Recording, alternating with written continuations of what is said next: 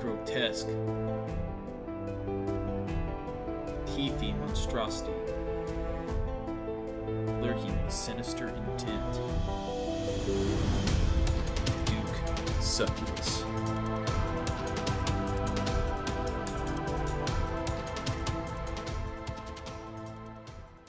But the pet is so cute. Look at this guy. I mean, look at him. Look! Look at this guy.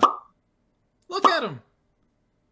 Anyways, beyond the pet, though, you're going to be going for a few things from here. The Magus Vestige, which makes the Magus Ring. The Eye of the Duke, which makes the Soul Reaper Axe. Any of the 3 Virtus pieces. Here's going to be all their drops and their tables of rarity.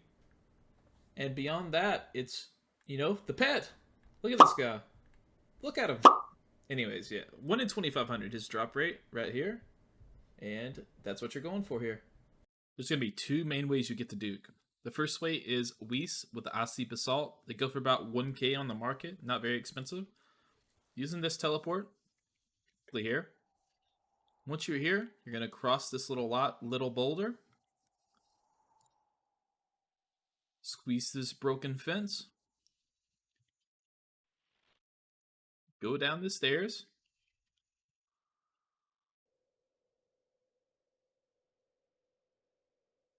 Enter this cave.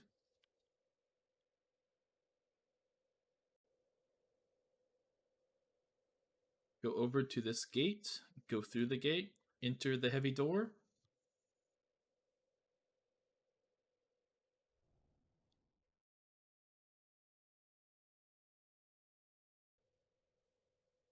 And then you're at Duke's lair.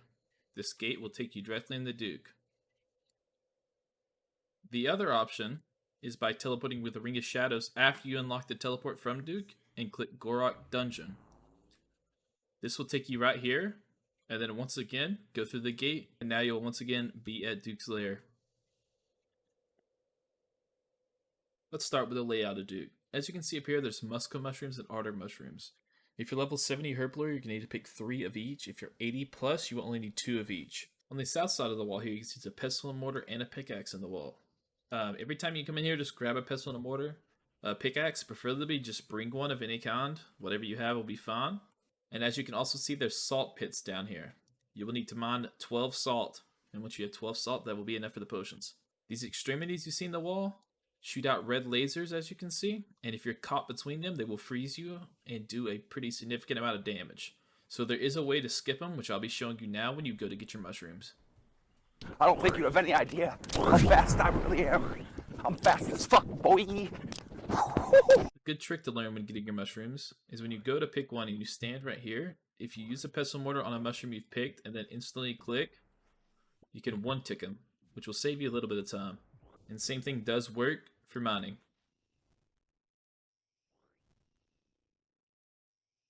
Once you have everything, go ahead and start making your potions.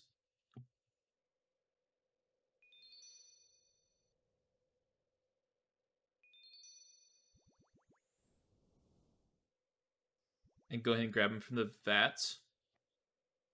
And that is the prep phase. As you can see, these poison vents that I have marked, the tile pack will be down below, but they go in a order. It goes from 1 to 2 to 3. Very simple to keep hang of. The tile packs will help you a lot to kind of remember, because if you're not careful, you will get ragged when going to get salt, and you will get ragged when starting Duke. But once you have everything, you can go start Duke with the potions. Also, these little black spots on the floor will stun you, so just try not to step on them when they do pop. And then all you do is run up here, use your potions on Duke, and then you're ready for the fight. Here's going to be our max setup. You will be on Arceus Spellbook with Thralls plus Death Charge. Here's a pretty basic budget setup. Roughly about probably like 7 to 8 mil. If you have a Dragon Defender, of course, bring it. I do not have one. All I have is a Vernix, so I'm just going to replace it with a Dragon Fire Ward. And if you have the new Blood Moons armor, you can replace the bottoms with that. And Zombie Axe or Arclot's fine. I'm also bringing Crystal Halberd for spec. If you have the money or have BGS, definitely bring BGS instead. It's probably a very good upgrade for this. And also, I have a Crystal Pickaxe in my inventory, but just use any kind of pickaxe. It doesn't really matter. And once again, Thrall's Death Charge. And here's our free-to-play setup. I'm purely doing this for fun, just to prove it is possible to do it with basically free-to-play gear. I will have parry pots and a super combat, and I will be playing party, but all free-to-play food as well. It is probably possible to do it just flicking too, but I'm kind of lazy. And we're here with the max setup. So basically, anytime you're doing downtime, which is basically prepping, if you have max, you're always going to put your lot bear on and your BGS, because at the start of every kill, you're going to BGS them, and your lot bear is going to recharge your spec up a decent amount while you're doing this prep phase, because unfortunately, you do have to do it every time. You see with my tiles up here, these 2 start tiles. You're going to start the fight on them tiles, and you're going to use them tiles. So it's almost like if you know how you flinch a monster in this game, basically you're going to flinch from that tile. So he's always going to melee attack if you're on that tile. So you let him melee attack, then once his melee attack's done, you're going to hit him. I'll show an example here.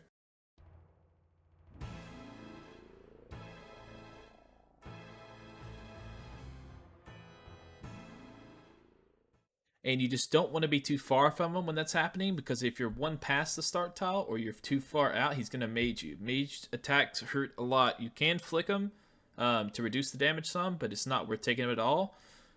Duke does chip a lot. You're going to take a lot of chip damage. It's really annoying, but that is part of Duke.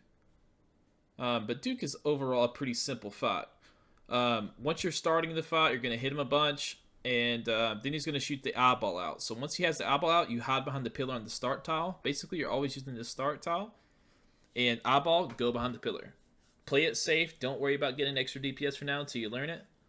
And then you're just going to keep flinching it. Once he opens his mouth up and shoots poison, you're going to run from start to the other start. And you're going to rag vent 1 and vent 2, and you're going to be on the right side, and you're going to repeat. When he shoots poison, you're going to rag vent 3, vent 2, and you're going to be on the left side. That's basically the whole motion back and forth for Duke the whole time until he's dead, and then he becomes enraged. Or, he's enraged, then he's dead.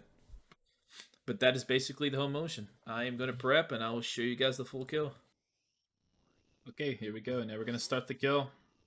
And use your potions. Summon a Thrall. BGS spec. Get a good number there.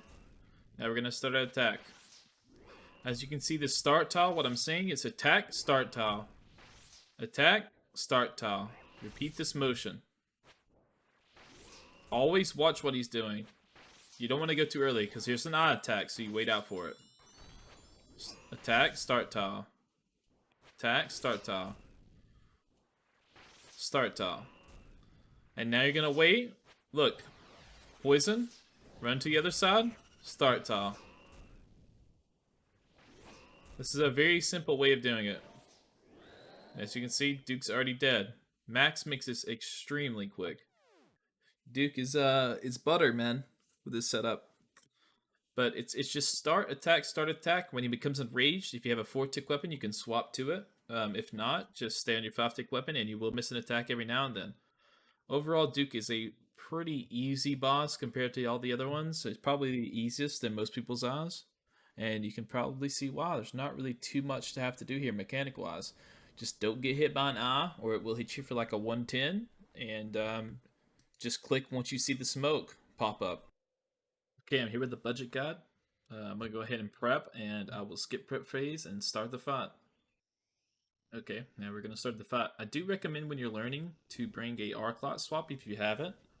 That'll help with the enraged phase, because he goes to a 4-tick cycle, so it'll make it a lot easier to stay in cycle with an arc lot.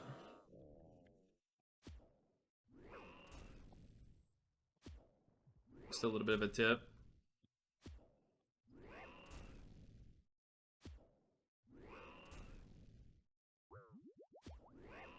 Go ahead and summon our Thrall.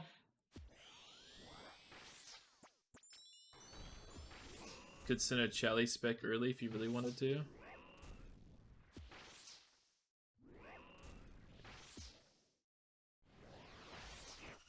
ahead and eat. The best time to eat when you have a chance is when you're behind the pillar.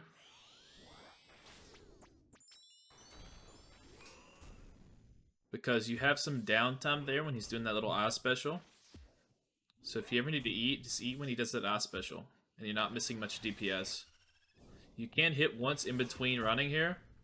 Just be a little careful when you do it. But as you can see, the zombie axe is definitely going to make it weird when he comes in rage in a second, because you're going to end up missing a hit every now and then.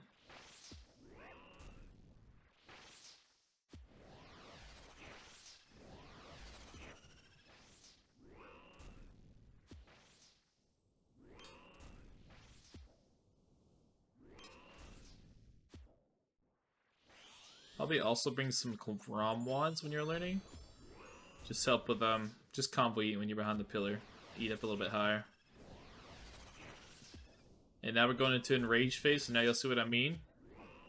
It's much quicker. Which means every 3 attacks I'll have to miss one. See, I had to miss one there.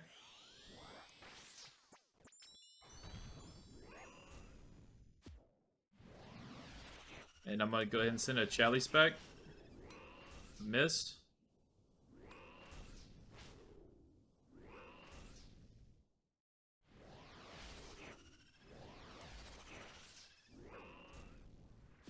And you can death charge before he dies. I've done it too late, but that is the budget kill. Pretty simple. Alright, let's get in this free-to-play kill.